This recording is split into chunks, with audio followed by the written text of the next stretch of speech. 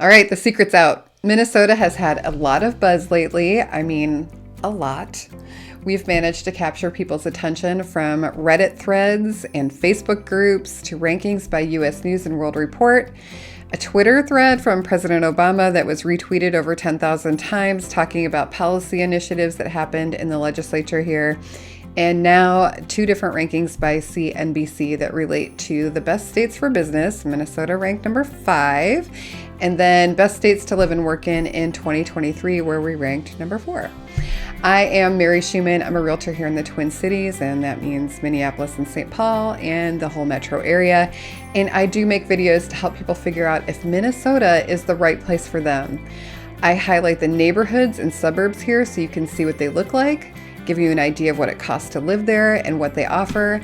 And I also do periodic market updates to give you a sense of what it's like to live in Minnesota and move here from out of state, really, because I did that a few years back and I had no idea what I was getting into. Frankly, I had never even given Minnesota a passing thought. Now I live here and I can tell you that it's a really great surprise because this is the place with the highest quality of life I've had out of any of the 5 other states that I've lived in.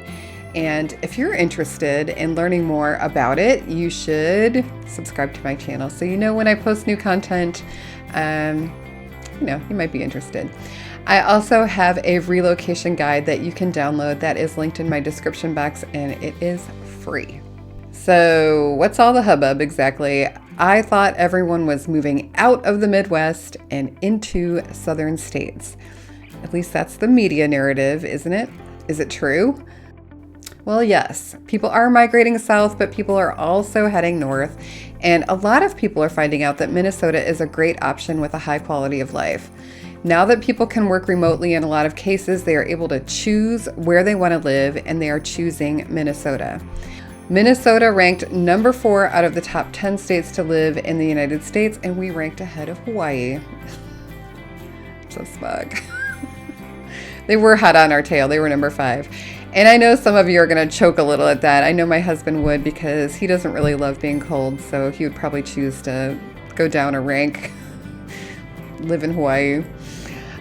One of the things that is feeding the best place to live ranking is their best states for business ranking, which happened before the best states to live in. They found that Minnesota has a lot of things that employers are looking for to attract and keep workers, and quality of life metrics are at the very top of that list. So this applies to living here, not just doing business here. CNBC is calling this metric life, health, and inclusion, and our score has gone up in this category since last year. The factors that put us ahead of Hawaii and 5 other states include access to quality health care, protection for reproductive rights, and also the protections in place for voting rights. With workers in short supply, companies are seeking to locate in states that can attract a broad array of talent, and that makes quality of life an economic imperative. Minnesota is really standing apart in the upper Midwest with protections for women's rights, women's health care, voting, LGBTQ rights, and they are actively promoting these protections to people around the country that are looking for them as a criteria when they're choosing where to live. CNBC has Minnesota ranking 3rd in the United States for quality and investment in infrastructure. And I'll tell you, I don't really go to sleep at night worrying about roads and bridges and internet access and the electric grid.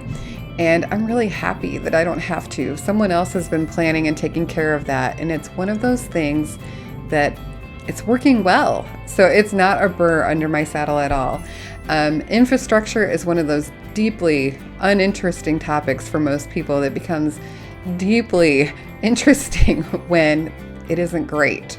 So I like knowing that I have heat and electricity and that the state is investing in making sure that we all have high-speed internet and we're moving toward a carbon-free footprint by 2040.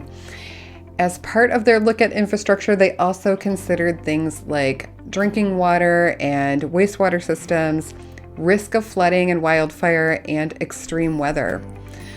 And I'm just going to tell you that a lot of the people that I serve, when they are moving here, they are actively leaving areas that they felt threatened by the climate, whether that was extreme heat, low water supply, or wildfire risk. Minnesota ranked number 4 out of 50 for technology and innovation, and they stated that truly competitive states prize innovation, nurture new ideas, and have the resources to support them. I think our ranking for education will improve for many years going forward, as there has just been a historic investment made in education by the legislature this year. But we are currently ranked number 13, which is up from 15th last year. Education really is a metric for the state's future health, and CNBC said the following: a state's education system is its main source of talent and an engine of innovation. It's also a key consideration for companies and families deciding where to put down roots. And this, no truer words have been spoken, because this is what I hear all the time. I want to live in a good school district, right? They considered the number of colleges and universities each state has, as well as long-term trends in state support for higher ed. With the search for talent expanding to include employees with marketable, industry-recognized skills, they measured each state's community college and career education systems as well. All right, cost of living.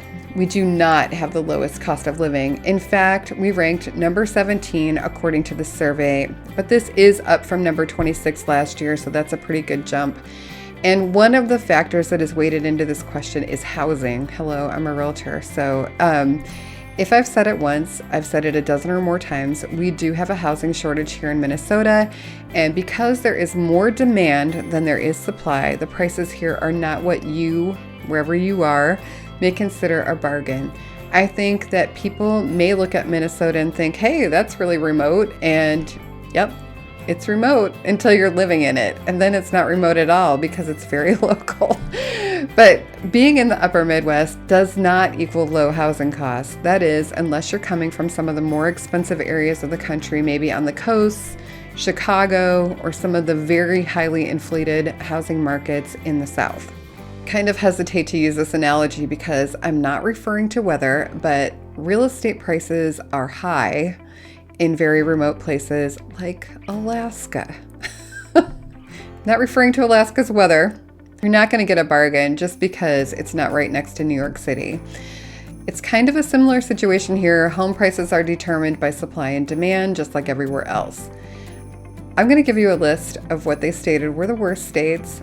I mean, I didn't say it, I didn't write it, CNBC did, but I know you want to know. So if you live in any of these states and you want a change, let me know. I love to talk to people that meet me off of YouTube, and I am happy to welcome you here to Minnesota. All right, number 10 was Florida, number 9, Arkansas, 8, Tennessee, 7, Indiana, 6, Missouri. Tied for 4 or 5 was Alabama and South Carolina. Number 3 was Louisiana, number 2, Oklahoma, and the number 1 worst state was Texas. Most of my out-of-state clients are coming from Texas. The article does state that people are moving there in droves, but that doesn't make the problems that they identify go away. I'm linking to the article down below, and it's got links to all the other articles in it. If you don't like the message, don't shoot the messenger. You can read what they say and decide for yourself. But thank you for watching. I appreciate it. Have a great day.